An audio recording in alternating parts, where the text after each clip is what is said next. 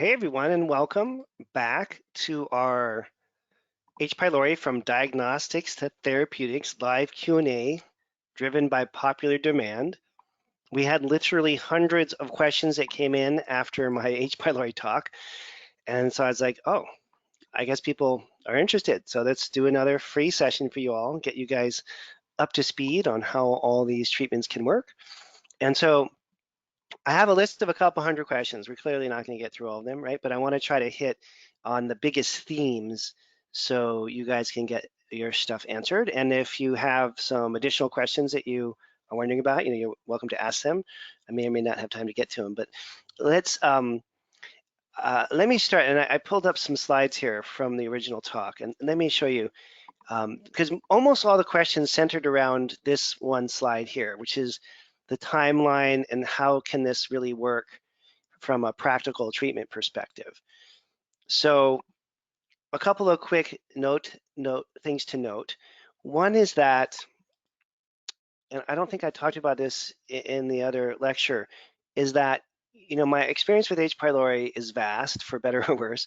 I've worked with, personally, probably over 1,000 H. pylori cases and tens of thousands of H. pylori cases if you look at all the lab companies I've consulted with and worked with. And what we found works the best is this combination of treatments. And we have a paper that I published, a research paper that I published with the Mayo Clinic on this exact subject. And I'll show it to you really clear so you can see kind of some of the basics here, is that this is done with Sue Cutshall, Larry Bergstrom, and myself. Sue's at the Mayo Clinic in Rochester. Larry is the director of integrative medicine at Mayo Clinic in Scottsdale. And we took 25 women who were stressed out of their minds, and we put them on these adrenal and GI programs. And of the H. pylori cases in the group, and there were 9 that had H. pylori, we were able to clear H. pylori 8 out of 9 times. And that's what this research study showed. These were all my patients using the exact same techniques that we're about to start to talk about, talk about right now, okay? So what is that technique, or how does that really work? So there's a timeline here, and we start off by talking to the person, doing an adrenal panel and a stool test and an organic acids test. That's the basic protocol that I follow in my clinic. We then start them in on the lifestyle changes. This is the important part, right? Getting them to eat healthier, de-stress, meditate, sleep better, all these things, because we all know H. pylori is going to be driven by stress. And we get them going on the adrenal programs as soon as we can, right? Or again, de-stressing them, de-escalating the HPA axis, just getting their stress hormones to work better. And then around month 2, they've done the lifestyle changes. They're getting a little bit better sleep. You got them on an adrenal program. You're de-stressing them. They're starting to get better. They're not eating dairy anymore. Their heartburn is gone. Around month 2 and a half, then we go after the H. pylori and start to kill it. We spend about 2 or 3 months killing the H. pylori.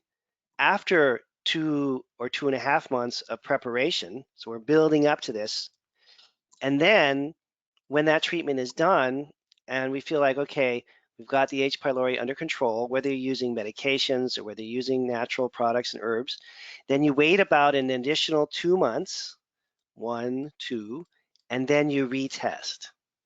You have to retest because you don't really know if you got it unless you retest.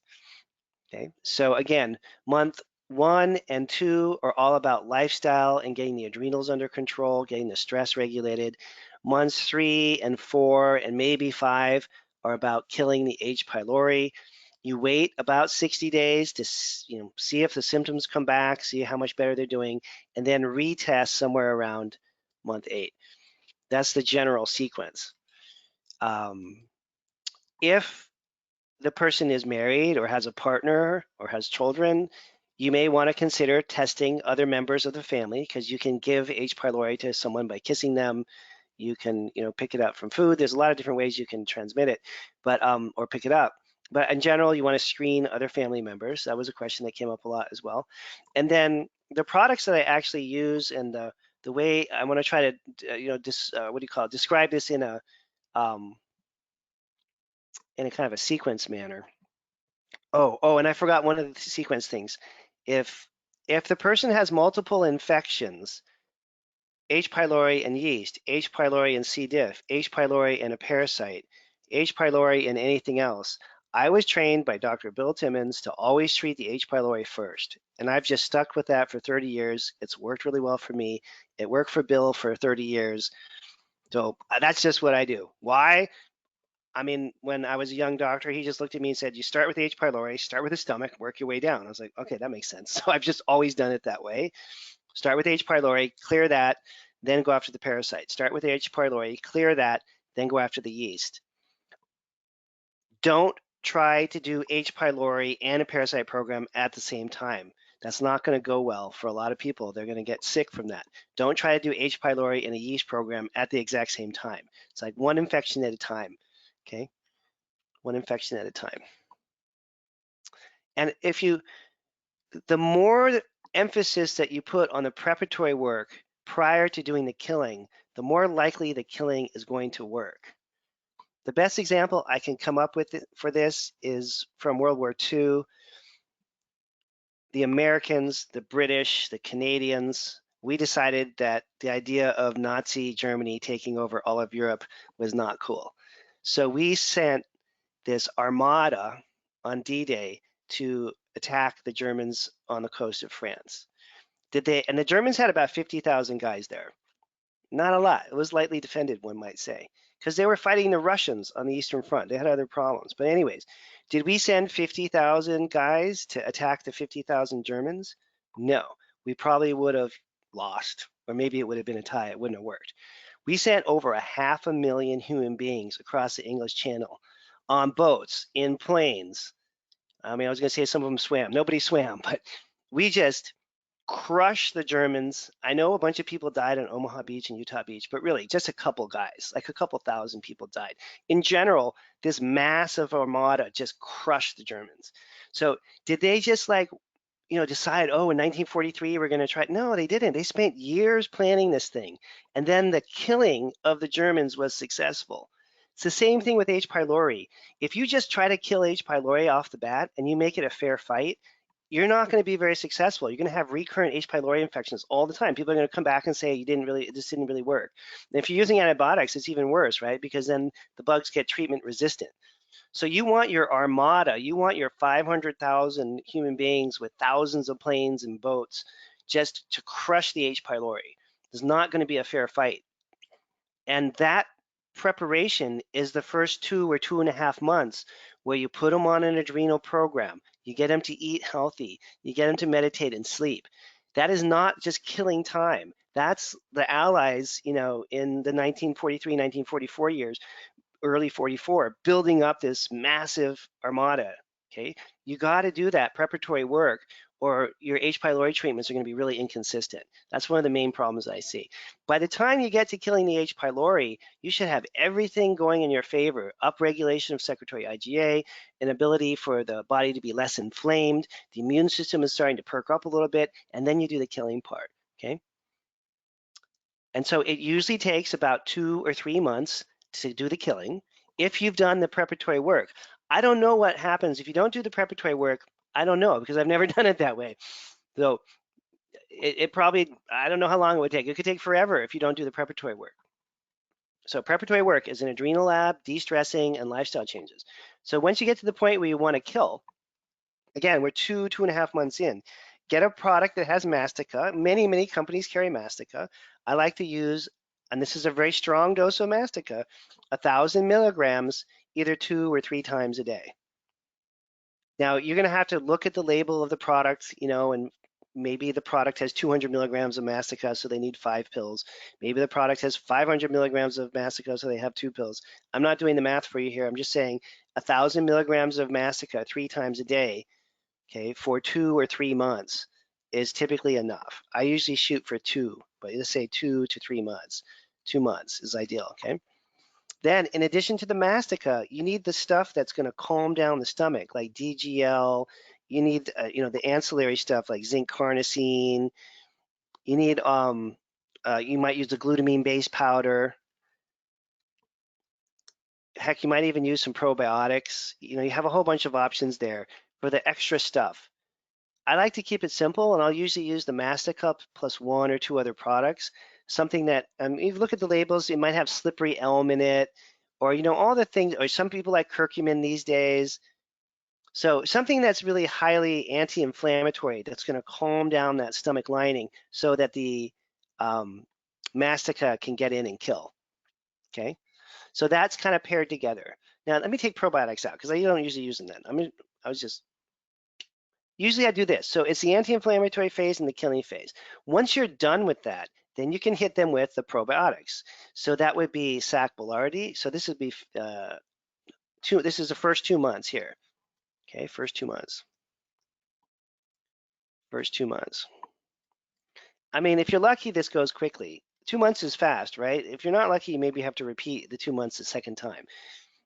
But the more preparation work, remember the Allies didn't just attack the Germans with 50,000 guys. They took a couple years to plan that invasion. That's why they won. Your planning is the key thing here.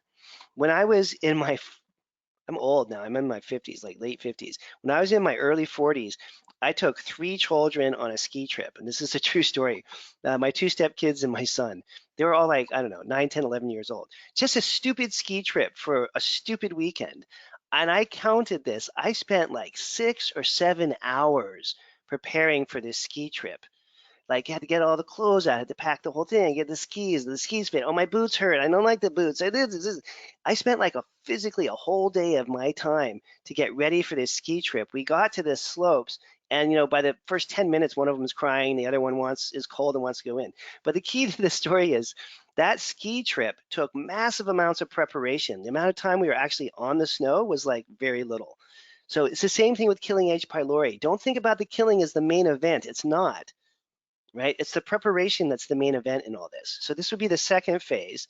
Once you've done that killing, then you can do the probiotics. And there's 3 types. There's what I call just regular probiotics. That's your lactobacillus and that kind of stuff. There's the spore-based ones. And then there's the ultimate cool probiotic, which you probably all know, which is Sac Boulardii. So you can use 1, 2, or all 3 of these depending on how sick the person is. A standard probiotic, a spore-based probiotic, or Sac Boulardii. If the person's not in good shape, you can use all 3. Okay, and that would be like 1 capsule of each of those, 2 or 3 times a day. 2 is usually enough. And then for the second phase, you can continue on with the anti-inflammatory stuff that is up above, the DGLs and all those things. And don't expect them to feel better right away. Once the H. pylori is gone, it can take a month or 2 for the stomach lining to calm down and for them to start to feel a little bit better. All right. So this is the bare minimum killing program. The reason why this is bare minimum is because usually I have them on a really extensive adrenal program at the same time with DHEA and pregnenolone and all that good stuff. Okay. And so when you're doing that, you don't have room to give them a ton of other supplements. And the adrenal program is the most important part. Remember, I told you a story about a ski trip. It was all in the preparation, not much time on the slopes. The Allies invading Germany, it was all in the preparation. It took them a couple hours to crush the Germans once they had that armada put together. But man, it took a couple years to assemble it. So think preparatory. That's the main problem that we all have, is that we're thinking that the killing is just going to magically solve this. But the reason why they're having an H. pylori problem in the first place is because they're stressed out of their minds. And if you don't address the stress part, you're not going to be able to kill the H. pylori. Okay, so basic concepts there. All right, now, did I cover the timelines? 2 months for the killing. Well, 2 months of prep, 2 months for the killing. Wait 2 months and then retest. Make sure it's gone. If you don't get it the first time, try it again. If you do the 2 months of killing and you stop for the 2 months and you're waiting and they're on the probiotics and all of their pain and discomfort comes back, then you don't have to retest. You may be obvious to you and the patient that they still have H. pylori, and you can do another round of killing. Okay. All right. So now I'm going to take a break for a moment from this and talk about what we're really here for. So we have coming up April 12th, Lab Interpretation Bootcamp on amino acids and vitamins. And we have a discount for you guys. I didn't know about this until right now, but my staff decided to offer you guys a 20% discount The class is, I don't know what it is. It's around $1,000, $1,500, something like that. So you get 20% off if you use that code. And this is going to be a really cool class on how to work with amino acids and vitamins, some of the more essential aspects of prescribing nutrient programs based on lab data. And then we have our part 2 of that boot camp on functional genomics. It's the first time I've taught a genomics class. Again, you get a 20% discount, and that one's going to be really interesting too. And they're designed to kind of go together. A lot of the genomic stuff is predicated on what's happening with amino acids and B vitamins, since those are issues that vary quite a bit depending on the person's genetic status. And this is the first time either of these courses have been offered, so I'm pretty psyched about that. And if you're interested, you got your discount code there. You go to Kalish Institute, you click on classes, and there they are. Lab Interpretation Bootcamp, it's $1,500, you get 20% off. And the Genomics Bootcamp, $1,500, you get 20% off. I guess that's like $300 off. Yeah, you get $300 off of these courses. And you can take them both, you can take one, whichever one appeals to you, okay? That's what we have coming up next in terms of course offerings. All right, so let's get back to our regularly programmed stuff here. So let me find my, here. Okay, so that's the basics about treatments. Let me look at questions.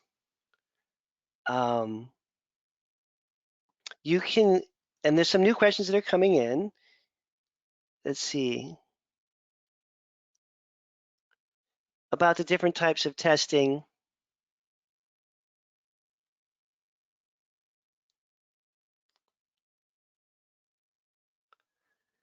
Oh, here, so someone's asking about the code. Hang on, let me show you the code again.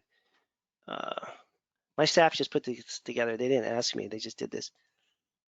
The discount code is DS for Diagnostic Solutions, because you guys are watching a Diagnostic Solutions webinar. 2021, DS 2021 gets you 20% off, okay? And let's go back to our originally programmed stuff. And I'm gonna pull up the questions here and make sure I don't miss anything.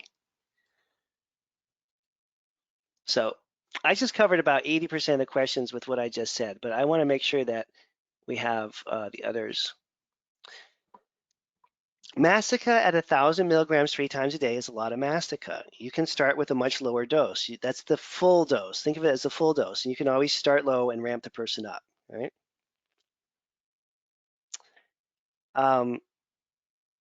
Now, this one comes up a lot, which is on the GI maps, you have this issue where there's a quantitative report, right? It's a number, and sometimes that number is below the threshold where it's considered to be an abnormal. And the question is then, do I treat the H. pylori if it's not high, even just because there's a number reported?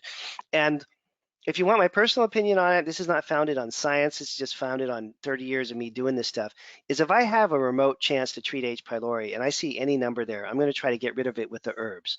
I would never suggest that someone take a heavy duty dose of 2 weeks of medication based on a marker like that, but I think the herbal protocols are totally reasonable to do in terms of those borderline markers.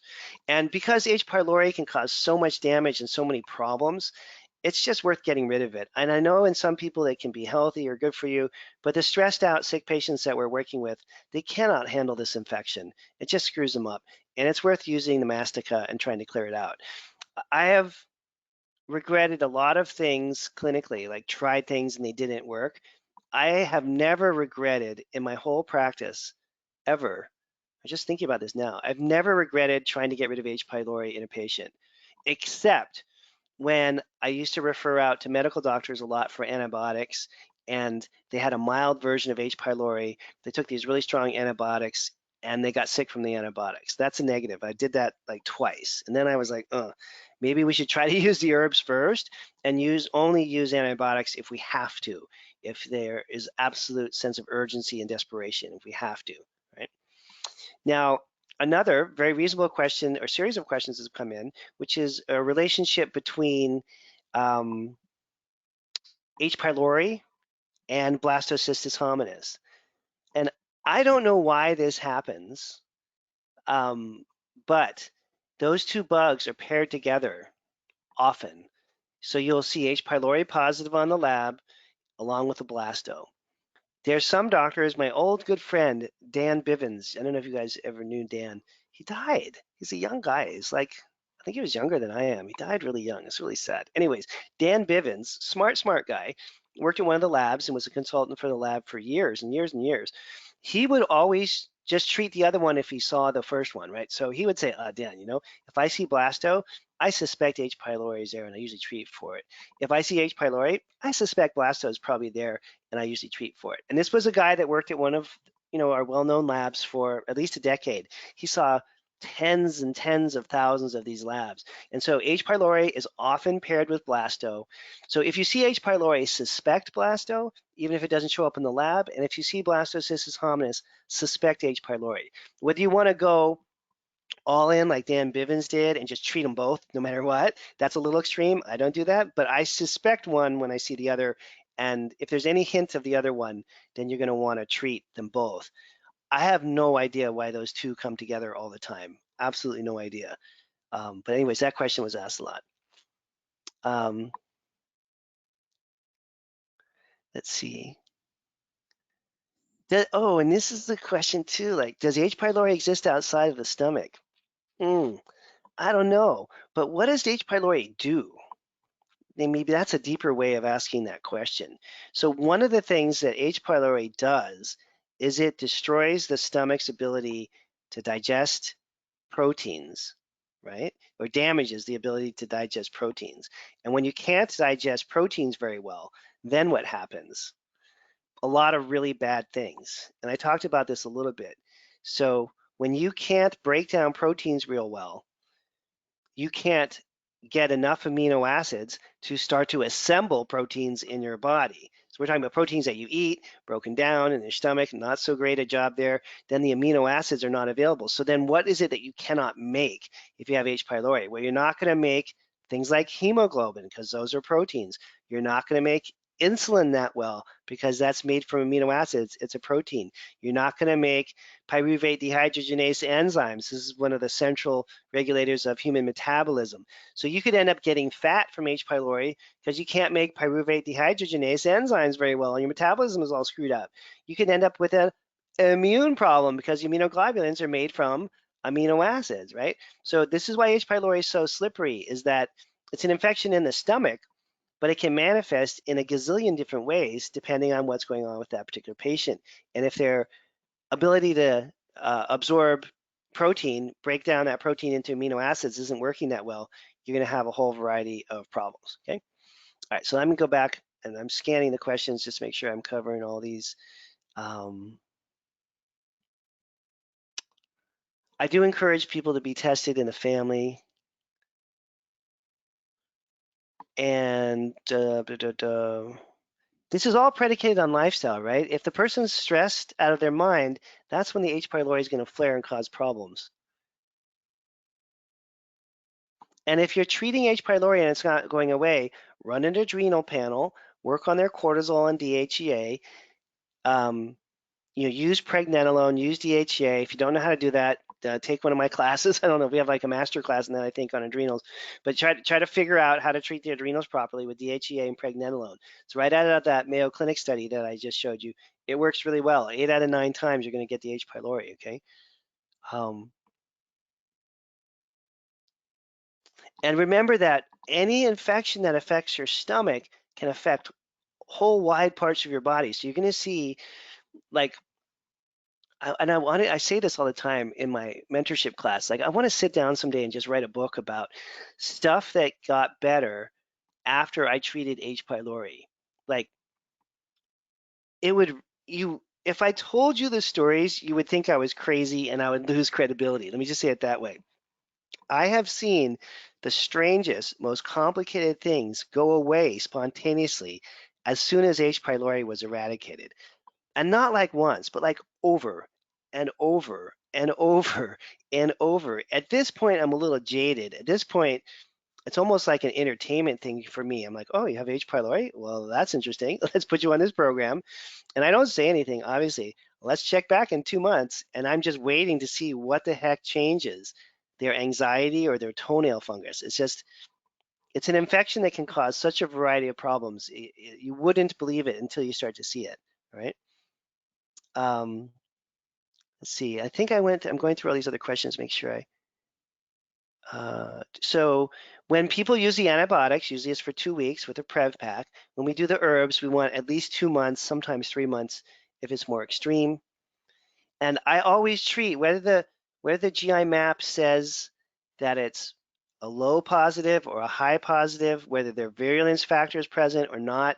Any chance I get, I treat H. pylori simply because I've seen so many good things happen from it. But again, not with the medications unless it's absolutely required. As much as possible, or try to do it with the natural products. Now, I think one of the biggest problems that I see is that people go after it, but they're not aggressive enough and they don't do the timing right. Okay. And let me show you the program here again. So you can take Mastica on an empty stomach, but for a lot of people, that much Mastica irritates their stomach and it's painful and uncomfortable. So I usually start people off with meals, the Mastica 1,000 milligrams 3 times a day with meals. If they tolerate it well and you're feeling kind of gutsy, you can have them take it between meals on an empty stomach. It probably has a stronger effect that way, but also is more likely to cause some kind of problem. The DGL, the zinc carnosine, the glutamine-based powders, the Slipperyelm, the curcumin, all these anti-inflammatory repair products calm things down in the stomach enough that they're less likely to be reactive to Mastica. The most that you might want to do, now, and once in a while I'll do this, is if you're thinking that the patient's tolerating the Mastica pretty well, it's a couple weeks into the program, and you're like, I want to really push my luck here, you can add another antimicrobial. I would do a single ingredient thing, like maybe a berberine or an oregano or extract or something like that, if you want to kind of beef up the program and make it a little stronger. But I would be careful about doing that, because if you make it too strong, then people are going to get sick and they're going to not be happy. Okay. I've never treated H. pylori without a test. I don't do treatments without labs, so I'm pretty lab dependent in that way, in my practice. And then for children, usually it's 1/3 the adult dose. For most kids, you're going to do 1/3 the adult dose. And yes, I'm accepting patients. Thank you. If you want to be a patient or you have a patient you want to refer. I still have a patient practice 2 days a week. I work with people all over the world through phone consults. Yeah, and the virulence factors, here's the thing, is H. pylori can be protective, H. pylori can be harmless, but in the patient population that I see, H. pylori is always problematic. So if it's there even in a small amount, I'll treat it. If it's there in a large amount, I'm freaked out and I'll treat it. If the virulence factors are positive, I'm freaked out, I'll treat it. If they're not positive, I'm still freaked out and I'll treat it. So I'm just like a treat H. pylori if at all possible. If the labs were completely silent on H. pylori and everything was normal regarding H. pylori, I wouldn't go after it. I'd go after what else is on the lab. But any hint of H. pylori, and I think you'll find it's worth doing at least the herbal program, depending on how symptomatic the patient is. All right. And then, someone's asking about the business boot camp. Well, we just started this week, but it's not too late. You can still sign up. If you want to do the business boot camp, we're starting right now this week. It's not too late to sign up. All we did was the orientation class, and it's $657, 2 payments. I don't even know what that adds up to. Whatever that adds up to. It's not too late to jump into that if you want. Okay. Let's see. And here's the thing about H. pylori is that in certain people, it's protective and good for you. In certain people, it's benign and makes no difference. In stressed out individuals who are kind of sick to begin with and really not doing well, then it becomes highly problematic. So it can be pathogenic, it can be protective. It just depends on the host. It depends on the human being. I don't work with people who are super happy, who have great marriages, whose health is perfect, and who eat super clean, and who go to yoga classes every day, and who love themselves. I just don't work with people like that. Everyone that I work with is pretty screwed up. So everyone that I work with has H. pylori needs to get rid of it. Now, if I was working with, fully enlightened yogis that were, in love with themselves and their spouses and had no problems in their lives, then I probably wouldn't have to do this, you know. And for sure, the virulence factor ups the ante and makes it like, oh, this is even worse than I thought it was.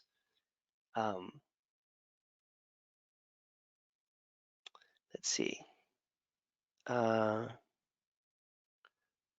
just scanning these here.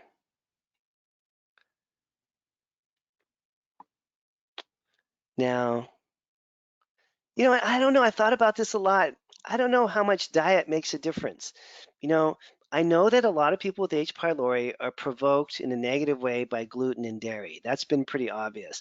And I've had, I don't know, more H. pylori cases than I can remember where putting them on a no gluten and a no dairy diet took away 50% or more of their stomach pain and problems. They still had H. pylori, we still had to treat it, but the diet can make a huge difference. Now, I don't know whether those people had H. pylori, their stomach is messed up, so now they're reacting to food, or whether they were reacting to food in the first place and that's why they got the H. pylori. I'm not really sure. But it's definitely a connection, a really strong connection, which is why in that first couple of months, you got to do all the dietary stuff as a way to kind of get the patient oriented and get them started. And let's see here. And you guys should have access to these, to the talk. You know, the original talk that I did is all recorded. You can go back and listen to that if you want. And here's some protocol questions that people had. Let's see. So what's the best diet? Assuming, well, again, I would say at least gluten and dairy free while you're doing the treatment, whether they do that the rest of their lives or not, and that's more of a personal decision, right? But you want to get the anti-inflammatory diet going and take out the things that are going to likely trigger them or make them worse, okay? Does H. pylori last forever? No, absolutely not. That's the whole point. My whole career is predicated on getting rid of this thing, you know? Um, oh, now here's a question, and this is super important. You guys got to know this. So you can have a mechanical problem with the stomach, a positioning problem with the stomach, where the stomach is pulled up above the diaphragm mildly. So we might call that a subclinical hiatal hernia. Not like a hiatal hernia, I need a surgery hiatal hernia, but just a slight pulling up of the stomach. Now, when the stomach is slightly above the diaphragm, then stomach acid just is splattering everywhere and people get a lot of heartburn and discomfort. So some people that have H. pylori are also going to have a mild hiatal hernia. If you know a chiropractor, osteopath, massage therapist who works on the stomach, you can simply refer the patient out and have their stomach pulled down a little bit. And I was in practice for 10 years doing the hands-on work. I did this hundreds of times, I did this all the time. I did this every week a bunch of times. So the person's stomach's pulled up, you put your hands on, you pull it down. It's a little more complicated than that. You have to go to a seminar to learn how to do it, right? But they call it visceral manipulation, where you're repositioning the stomach. And so that's always something to think about when you have an upper GI symptoms accompanying H. pylori. It's not always just the bug. It can be that the stomach is simply out of position. And you can look at the Upledger Institute's website if you don't do this kind of work yourself.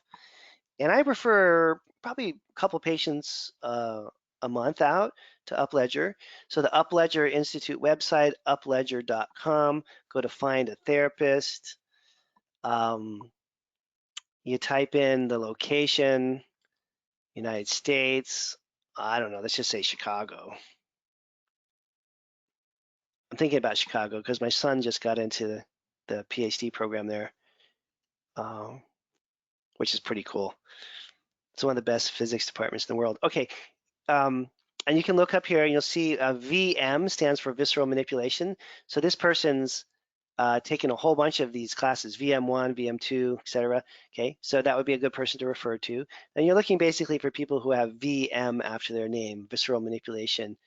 And the teaching assistants are really quite good also. So if they're a teaching assistant or if they have a lot of the visceral manipulation courses, like Magna here, VM1, VM2, VM3, VM4, VM5, she's taking them all, okay? So those people can, in a few minutes, be able to tell your patient if their stomach is out of position and if you need to correct what we call like a functional or subclinical hiatal hernia or not, okay? That's important.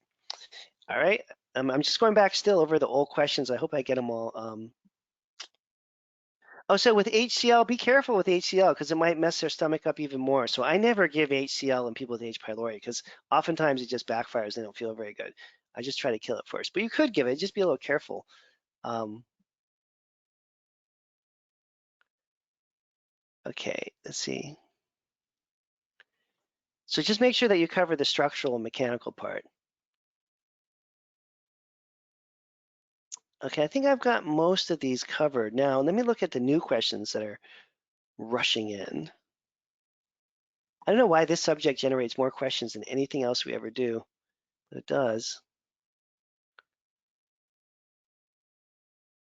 Oh, and with the probiotics, I just use all three because who knows which one that individual may need, unless you do a lot of really sophisticated microbiome analyses.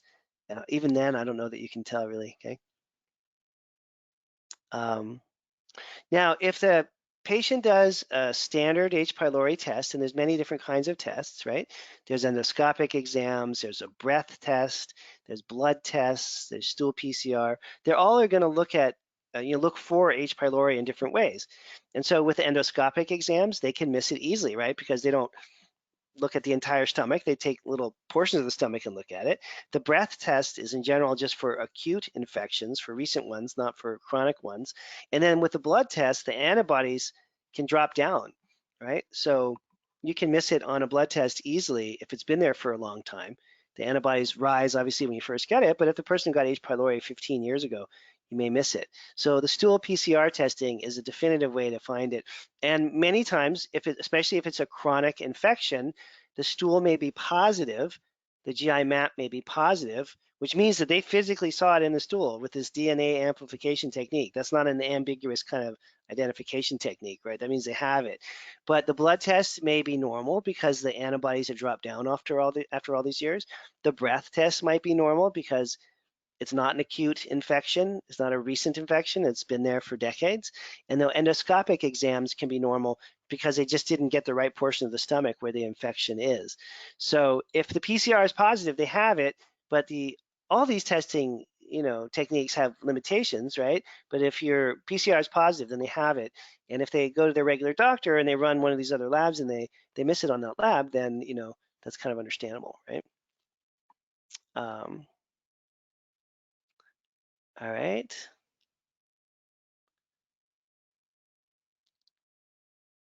Let's see if there are any other things I missed here. Yeah, so you can use enzymes.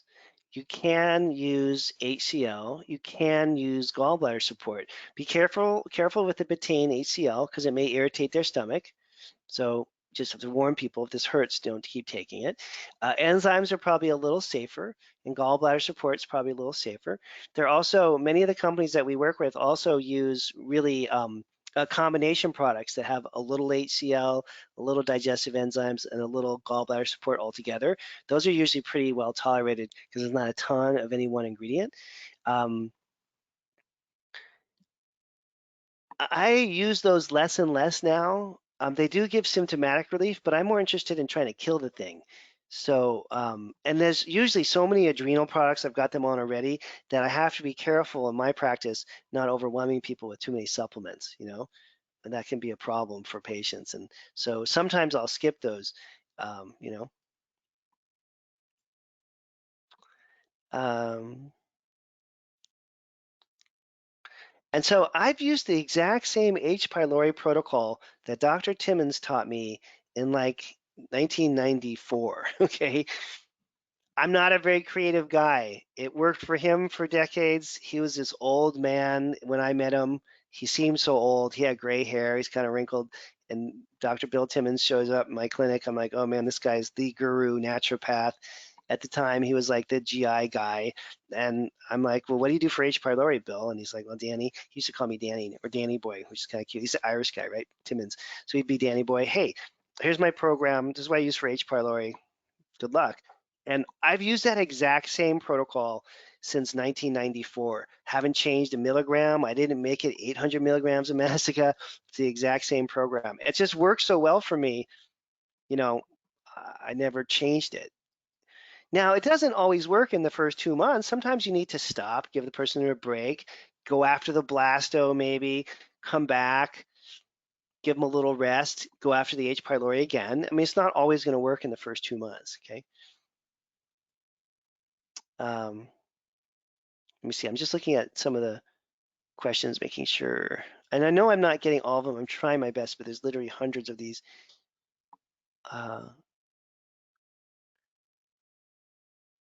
So it's very difficult to treat two infections at the same time, especially if it's H. pylori plus yeast or H. pylori plus a parasite. It just often makes people sick. Sometimes you can get away with it. You can try it, but be careful because some people are going to feel really sick when you do that, okay? You can use any probiotics or any enzymes or any HCl or any of these ancillary gut products at any time when you're doing the H. pylori just to calm things down, okay?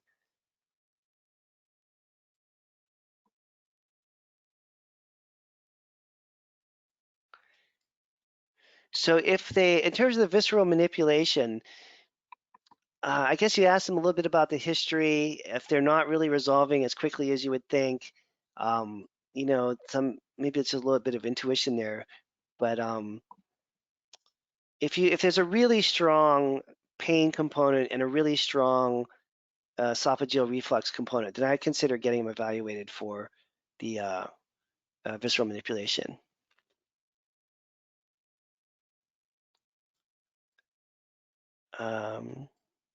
I think I answered most of these. I don't see it coming back that often.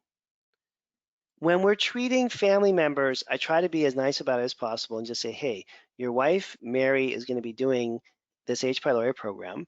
You could test, which would be great. Stan, and Stan does a test, that's great. Or Stan, if you don't want to do the test, you can't afford it, you just think all this stuff is a little crazy in the first place, then the least that you could do is take some of the Mastica while Mary's going through this. So in case you have it, we get it out of the house completely. And then I usually just keep it as simple as possible. It's always husbands, I don't know why, but for the husband, and I'll say, well, just take this Mastica, and I just keep my fingers crossed that that's enough to deal with it. Because oftentimes those people, they're not really into this natural health thing, and they're not going to take a big complicated program, okay? Um, so this is a very good question around SIBO. So if your stomach's not breaking food down really well and there's partially digested food hitting your small intestine, you're going to have some level of bacterial disarray in the small intestine that could look like SIBO or FIBO or BIBO or BABO or whatever you want to call it. Basically, it could look like there's a lot of bacteria overgrowing in your small intestine because your stomach's not working right. And so it does make sense to treat H. pylori first and then see if you still have to deal with whatever other intestinal, digestive problems a person may have. Um, Now, if I didn't answer your questions, just type it in again, because I'm trying to go through these two worksheets and there's so many of them. I may have missed something. Uh, I think I've covered almost all of these, which is kind of a miracle. Let me go back to my other list. But go ahead, and if you still have a question, type it into the bottom there, and I'll come back, even if you typed it in already. Um,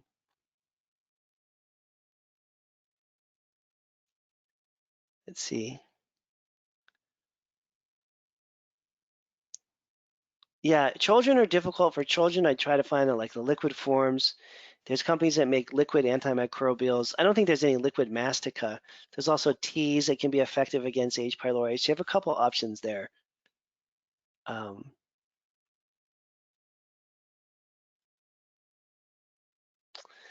yeah, and I guess to answer, this is a question from before, um, kind of in a big picture kind of way. The um, the biggest question here is what's the status of the person's immune system? And so the best example of this is there's a medical doctor in New York City on Fifth Avenue named Kevin Cahill. Some of you may have run across him over the years. And he's an interesting character. He's like 110 years old. This is a really old guy. He's been in practice forever. And last time I was in the waiting room in his office in New York a few years ago, he had like a Life magazine, like from 1960 or something. Like he's been around for a long time. He's still got like really old magazines in his waiting room. It's kind of funny. He hasn't changed anything in a long time. So, but this guy is brilliant. He's one of the leading parasitology people in the international parasitology community. He has all kinds of awards and distinctions from his work overseas and whatnot. And one of the things that he taught me, oh, and by the way, when I was meeting with him, this is again a few years ago, in his office, he's got this back office where he meets with patients. It's like a medical office, but then he's got this front office right on the front of this beautiful suite on Fifth Avenue, like in the 70s. It's a beautiful part of New York City, right? And it's got like silver services. It looks like you're in the British Empire and the Queen is about to walk in for tea. It's got this beautiful library. It's got all these antiques, and it's this huge room for New York City, this massive space. So we were talking about his patients, and one of the things that he said that stuck with me all these years is that he works with a lot of people from the UN because his office is right near the UN, and people come from all over the world, obviously, to work at the UN, and that when they're in their home country, they're fine. They come to New York, they are not eating that great. They're rushing around in traffic. Have you ever tried to cross the street in New York? It's not exactly like some of the calm other places of the world. So they start and they're working really hard. They're under a lot of pressure and they're dealing with international politics, right? So people get really stressed. And he runs all kinds of stool testing. He's a classic gastroenterologist, parasitology kind of guy. And what he said is that what he finds is that people who had infections that were well managed when they were in their home country and not that stressed come to New York at their job at the UN and all of a sudden start to develop really severe symptoms. So what we're talking about here is that H. pylori in a well-adjusted, healthy person in a good marriage with perfect children that are all smiling all the time, that have never had a problem, it's not an issue, right? H. pylori is going to flare when our immune system surveillance weakens, which is when we're stressed. So anything that you can do to strengthen the immune system is going to make the person more resilient to H. pylori. And in fact, if you could perfect an immune strengthening program, you probably wouldn't even need to kill the H. pylori, because in a person who's not stressed, who has perfect immune function, the H. pylori can even be protective. But that's not the reality that we deal with, right? Most of the time, we're dealing with something that's, a person that's in a much worse place. So what I've heard from parents, although I've never tried to taste this, is that the massica doesn't taste that great. So I don't know how much luck you'll have putting it in applesauce or yogurt for a kid, Um, you might have to switch to one of the teas, something called Matula tea, which can be effective against H. pylori, or one of the liquids, like a biocidin type product, and see if you can get it that way. Okay, either biocidin in a liquid or a tea like Matula tea for children if they can't swallow pills. Um, and then, so in terms of retesting, I always try to go through the programs and kill what we found on the first round of tests.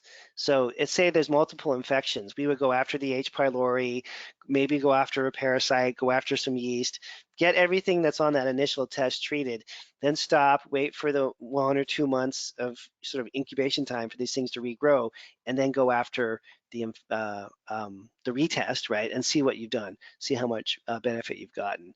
And I think the motivational factor of the testing and the retesting is one of the main ways that you can really keep people interested in these programs so that they can see there's some progress and they know they're getting better, especially in people that have multiple infections, because if they have more than one infection, it can get kind of murky as to where they are at any one time in terms of making progress, right?